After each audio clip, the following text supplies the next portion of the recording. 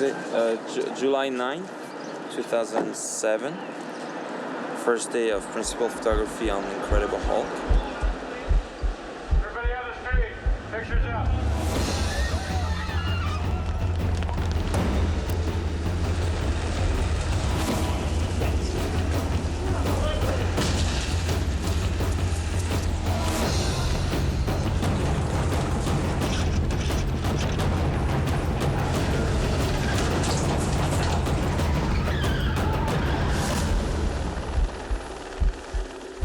You know, we accomplished a lot of things with Ang Lee's version. It really works as a standalone story about the inner angst, the inner rage of Bruce Banner. A lot of stuff right out of the comics. And it explored in detail that one particular sliver of Hulk.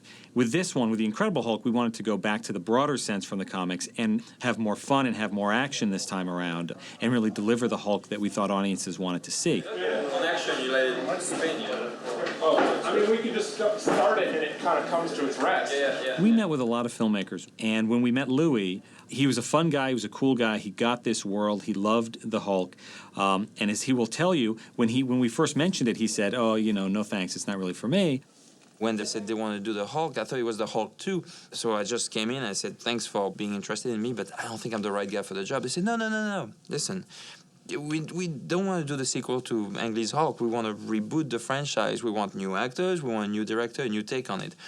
And I said, well, great, good, very interesting. I know you guys. So let me go back home to France and let me storyboard some ideas. And I'll present the stuff to you. And then you can tell me if that relationship will work.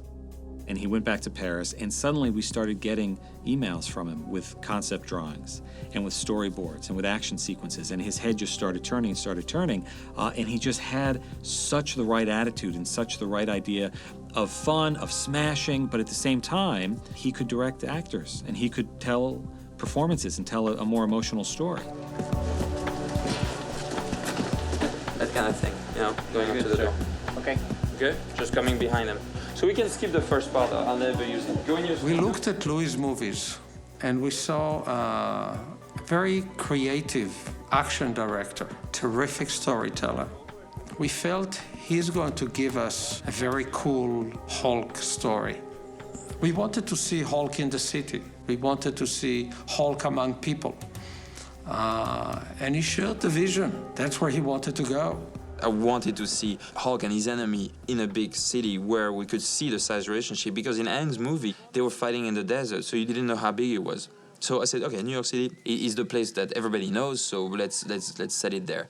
So I presented Marvel with that stuff, knowing that New York City would be very expensive to shoot in, knowing that, you know, destroying a city would be very expensive to shoot in, knowing that having two monsters instead of one would be, you know, really complicated for many reasons. And they said, hey, go. yeah, go. Background and action!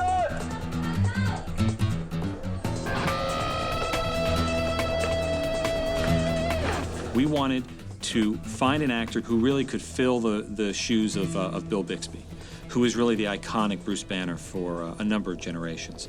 And when we talked a lot about that, we meant someone that was fascinating and interesting in his own right, so that when you're watching Bruce Banner go about his daily life and his struggles for the cure in our film, it's just as interesting as when you're seeing Hulk leap from a building or smash a car or pull up a Humvee out of the ground. And there are not a lot of actors who can do that, frankly. With Edward, we've seen his terrific dramatic performances, and there's a component to those performances in which there's a duality in the character. And that's why I think it was so wonderful to have an opportunity to talk to Edward, who's able to really delve into that duality. All right, guys, let's try this, please. Pictures up. We had a lot of actors up on the board. Casting directors came in with lists and lists of actors. You'll look at somebody, who do you want? You want somebody like this. Who would the top choice be? And Edward Norton was at the top of that list.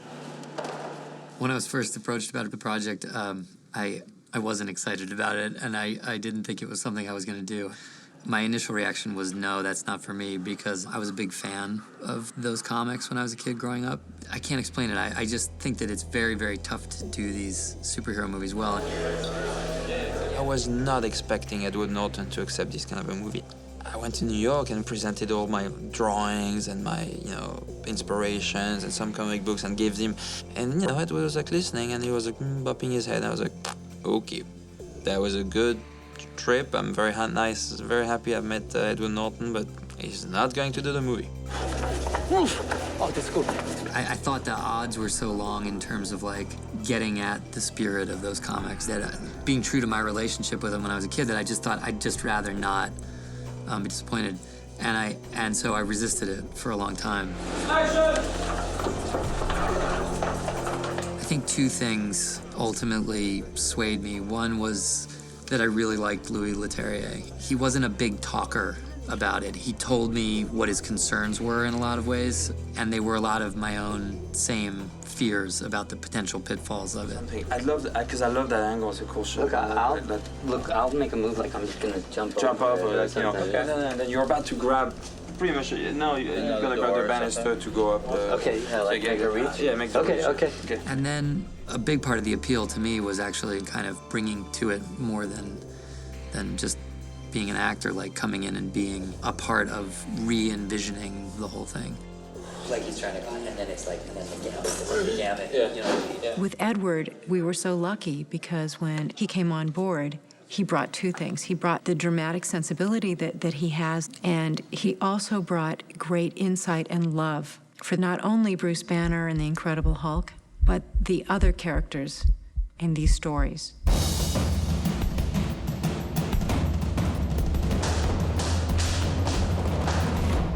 Oh, it's fun at direct actors.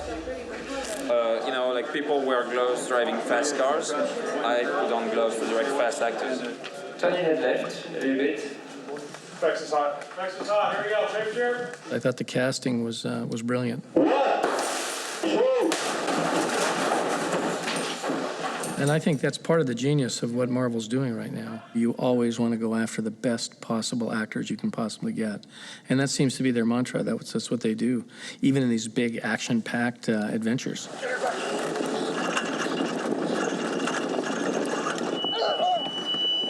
In our version of it, Betty has the totally unique quality of being able to look at Hulk and still see Bruce. And Liv's just great at that stuff. I mean, she just seems to have a very palpable connection to other people's pain or emotions, and she's got this great kind of wordless sensitivity. She looks just like Betty from the comics. Like, I mean, it's like, you know, when we went down the list of names, you're talking about actresses and things, you go, well, you could put her in a wig, and then you get to Liv, and you're just like, no, that's Betty. She's the one. I actually didn't even know that they were making the Hulk again in any kind of way, so I was sort of just very curious and intrigued, and I met with Louis and the Marvel guys, and they talked through the whole story with me. Excuse me, Dr. Stern. Hello. I'm sorry to bother you. I'm Elizabeth Ross. Ah, Dr. Ross. In some ways, it was kind of the best part that had ever been written for me. Oh, great. Perfect. Why do I make the noise? Stunt women. Yeah. Stuntmen do poof and blah, blah, blah when they shoot. Emil Blonsky. Very tough. Very tough because in the comic book he's this Russian spy, and obviously, you know, Cold War being over, we couldn't do the Russian spy. Tim, I'm here. Above you. Hello. Yeah, hello, hi. And one day I met Tim Roth. He said, I want to play that guy. I want to play the enemy. I want to play the foe. I want to play... I want to do that. I want it for my kids, you know? I loved the idea of it, but I was scared, you know, if you do a film like this, I got to take my kids to school, you know. And I was like, am I going to be cool? Are my kids going to think I'm cool? And we came up with this idea of a soldier at the end of his career, and that's why he wants the thing. It's like, yes, exactly, that's it. In the end, it always comes down to small conversations with a director. It doesn't matter how much money you have in the end. I think it comes down to actors and characters. Otherwise, none of it really works, you know. Plus, you know, at some point, you end up on a lunchbox. This is a whole new level of weird. I don't feel inclined to step away from it. Good, cut. One more. Got it. Go it again.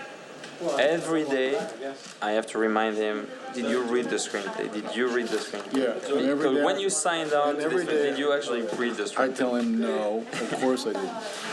And I have to tell him With that. all the complaining, I'm like, Every day. hold on. William Hurt's one of the best actors. His name came up, and again, we looked at each other and thought, well, he would be great. He's an amazing actor. You look at his nominated performance in A History of Violence.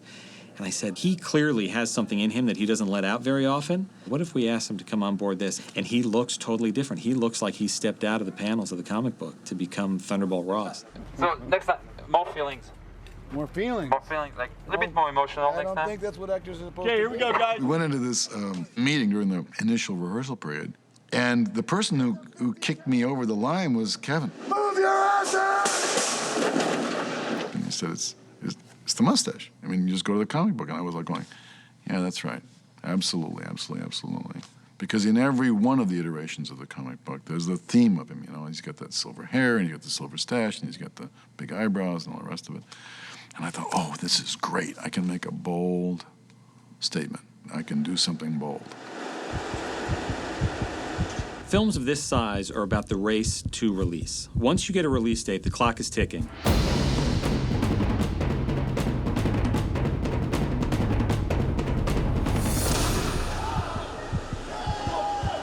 So your Queen's Park is Friday, Sunday, Monday, Tuesday. We put our 5 days there. Yep. Oh, I feel better about that. Yep. I always like to say when you're doing one of these movies, you know, that it's a little like eating an elephant. You know, you got to eat it one bite at a time. So that's great. We got a week of buffer if we had a problem. Yeah.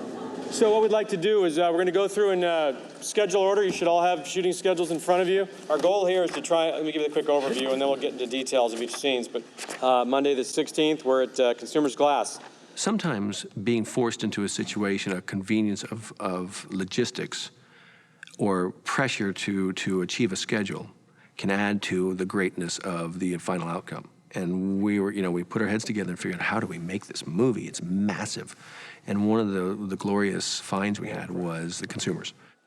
It was like a real huge cavernous rusted factory that could have collapsed any second. But we're like, okay, I think it can hold one more week.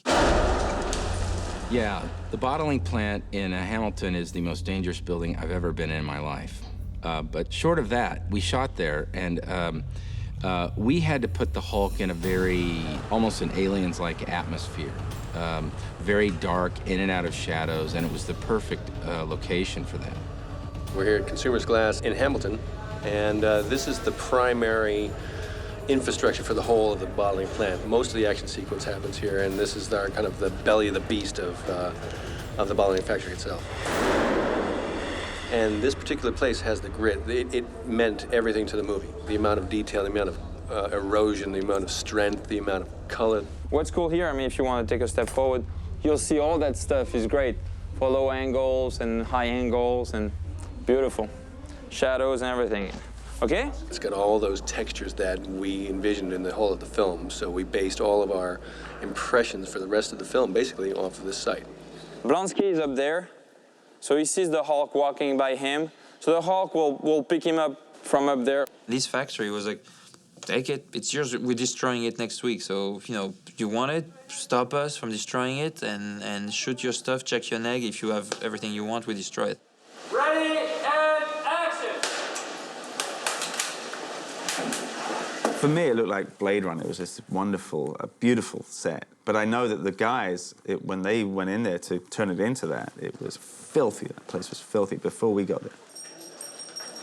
Kirk did an amazing job because I was like, see this factory? Yeah, it's big and nice, a big empty hall. Well, can you make it a bottling factory? And Kirk is like, yeah, man, I think it's possible. And he was not thinking about it. His assistant, art director, was like, factory, bottles, things, impossible, how we do it, and everything. And Kirk did it. I don't know how he did it, but he did it. A lot of times I came to the set and realized that Louis and Kirk had gone much bigger with it than I'd had in my head. Much bigger, like where the scale of it was really amazing to me. And Kirk came up with the idea of downstairs at this bottling factory of creating another series of sets that we had to have, which was this army base. Underneath Consumers was the perfect opportunity to create an entire military establishment underground. Everybody in production saw it and understood it, and we went for it and basically turned the bowels of Consumer's Glass into a really sophisticated NORAD-based Cold War-era Army Control Center. Bravo 236, take 5. You know, you really hope that it's going to be great, but sometimes there's these spectacular happy accidents that happen, and this one is loaded with them. So it's really great. I'm going to look like $1 million because I just walked into the right place.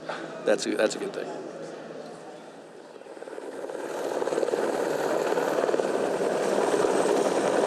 It's basically a beehive of activity around here right now. One of the sequences, General Ross and his team fly to Rio in a C-130. Well, we all know, I mean, you don't have C-130s just sitting around doing nothing. The parallels between the military and the film industry are actually quite surprising. We've got a director in charge of the movie business. We've got a wing commander in charge of the base. Everybody listens to what they say, and everybody wants to give them what they want. That you come around and you go around the back end. Okay, cool. Yeah, it's good. Okay. Do you want to see if you can do that? Yeah, we'll do that. Okay, guys, let's restart as quick as we can. We learned about several C-130s that existed over at the Air Force Base in Trenton. So we got some terrific cooperation from the Canadian Armed Forces.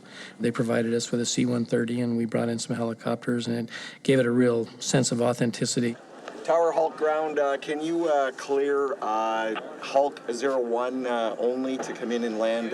He can stay south of 24 and pick up the actor here in Gulf Taxiway. Yeah, roger. Our aircraft technicians have never had an experience like this. Not only have they been fixing the planes that we're using, the Hercules, for the shoot, but also we've actually got them into American soldier outfits, and we've got them as part of the movie as well. The same guys towing last night are the same guys towing this night, and put it in the same position. Exactly the same. No difference? Nope. Perfect. I'll go tell difference. them. Good man. Thanks. Appreciate it, Kyle. They just have that can-do spirit. They didn't have to because, they're fighting a war in Afghanistan. But we were lucky enough that they said yes to us, and it worked out beautifully. Maybe I can do an haiku or something. Sun, beautiful sun, lands before my shot is ready. Stand by to bring up flames. Stand by to bring up water. Stand by to go hot on poppers.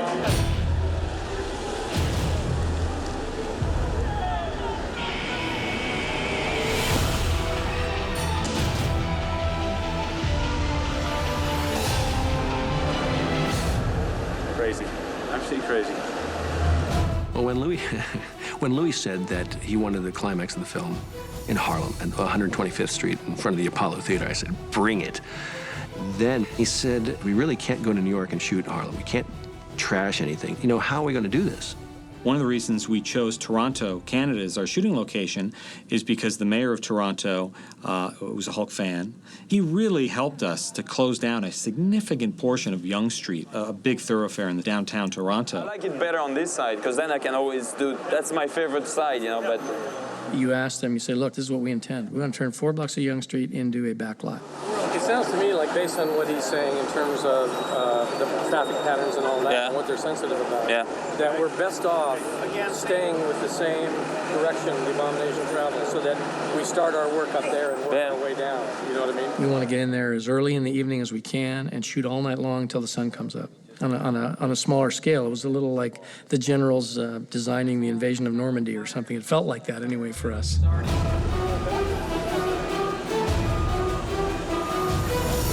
Complete chaos. Organized chaos. Closing Yonge Street is tantamount to shooting yourself in the head because, this is a great undertaking. This really is the Champs-Élysées, the Times Square. It's the busiest neighborhood in whole Toronto. And it's not like we come in, we set up 3 cameras and off we go. We had burning buses, turned over cars, explosions, lights galore. So it was very gutsy, and I must thank the city of Toronto because we were given absolute freedom from 7 p.m. to 6 a.m. It's obviously too high.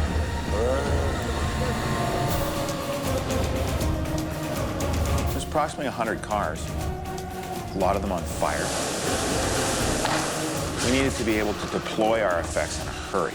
We needed to be able to make cars flip over, hop, blow up, jerk, all those kind of things, and be able to do that with the kind of military precision and speed. It looks like a war zone, and we were throwing cars around and we were destroying buildings, and we had these things called poppers. Popper. Poppers are a real simple device. It's a quantifiable load. quantifiable fireball. You pretty well know exactly what it's going to do every time. So in a little canister, and it expands approximately 240 times. Popper. So you get a reasonable sized fireball. Which Louis loved. He was constantly screaming, more poppers, more poppers. Which, you know, you had to keep on top of because he'll kind of pop it here and there. He's safe, but he loves those poppers, so they kind of went off everywhere. Popper, popper, popper, popper. It's like something you put under a car or anything, and you set it up, and it just explodes, and it's pretty cool. I think I like blowing stuff up. I don't know. I think I get that. 3, 2, 1, go!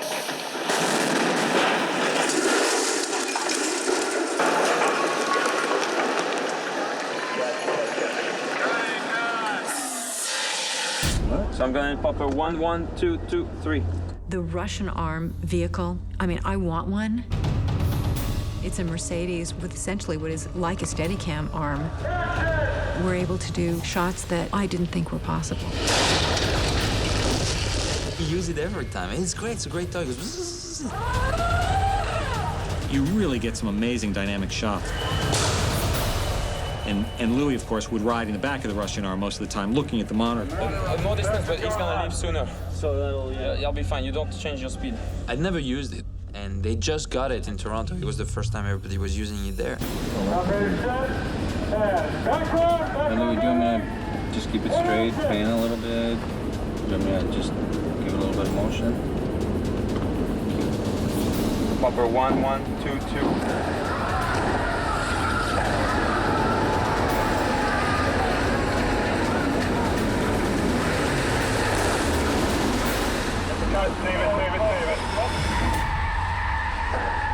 And we broke it in nice. Actually, you literally kind of broke it.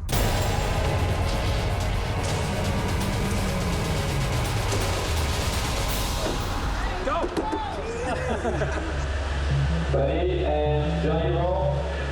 As a producer, you're always looking at your watch. You're always making sure that you're on schedule, that you're on time. You're looking for where the sun is going to come up and end our day for us. When you have a crew that's this professional, it's like a military operation. It goes from a road completely destroyed by the Hulk and Abomination, and you think this is going to take weeks to clean up.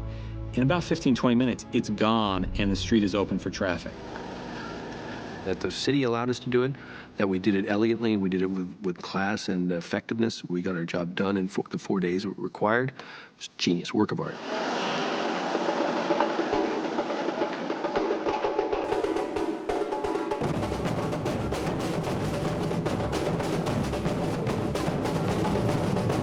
You know, in the comic books, the Hulk is not tethered to any one location. And in the television series, it was about Bruce Banner traveling from town to town across the whole country. We wanted to take that and expand it even further around the whole world. We love the idea of a manhunt that was global. If there's one place on this planet that's right for a chase sequence, it's Rio. 3, 2, 1, action! There's no straight lines.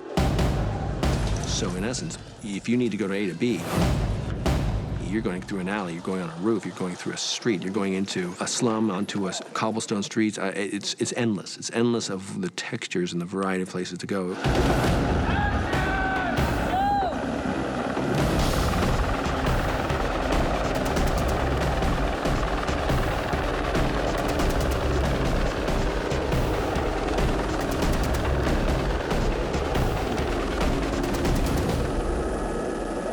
Frankly, just being in the favelas in Brazil was really amazing, working in a place like that where everywhere you look, it's kind of fantastic.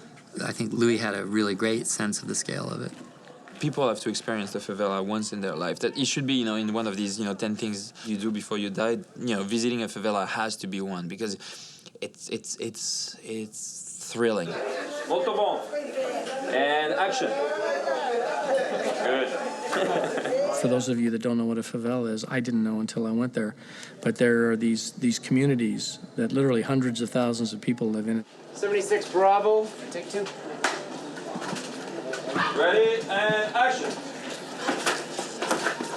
They're built on hillsides, and they're one structure on top of another structure on top of another structure on top. I mean, it's just a mass of structures, and there's little corridors, little alleyways that work their way through them, and stairways going down to the next level.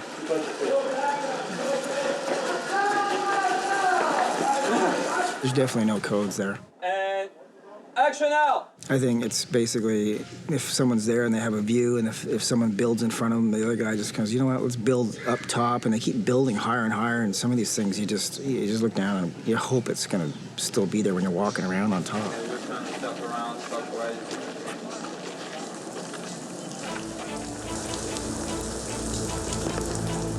When shooting in Brazil, don't go during the rainy season. Just be smart about it. Unfortunately, it's raining. And everywhere we go, it's raining. And it's not supposed to be raining in the scene, so we have to wait. It's rainforest. Main unit got soaking wet. It's funny. That forest was interesting because the concept of rainforest, but like emphasis on rain. Forest was one thing, but imagine the crew carrying the equipment. It was another. And obviously, I want 1,000 shots all the time. Come on, let's move and everything. And I don't want my camera to stop moving, so we had to have the same toys, techno crane. We'd be getting ready to shoot, be like, all right, well, we'll knock this off fast or something, and I would hear Louis go, so techno, and I would go, techno crane, what? Like he uses a techno crane like other people use a shoulder cam.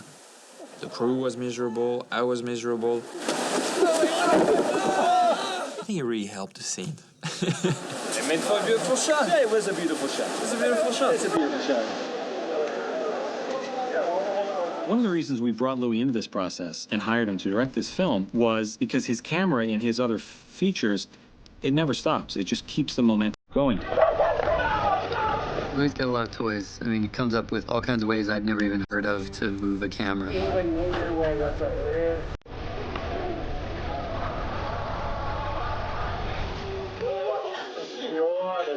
It's not frivolous. They end up in the movie.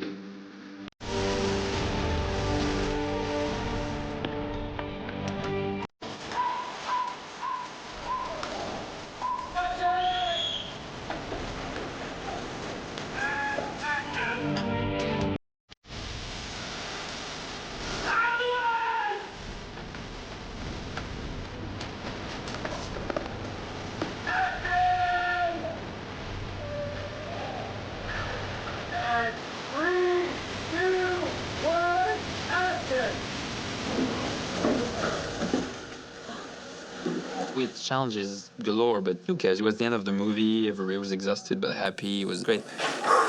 And that was so frustrating for me because I wanted to shoot everything and I only had, 5-7 days to shoot there and the weather was not cooperating. I was like, oh man, I want to shoot that. So Brazil, I'll be back. Hey guys, that is good night and goodbye to the Incredible Hulk in Rio. Thank you all very much.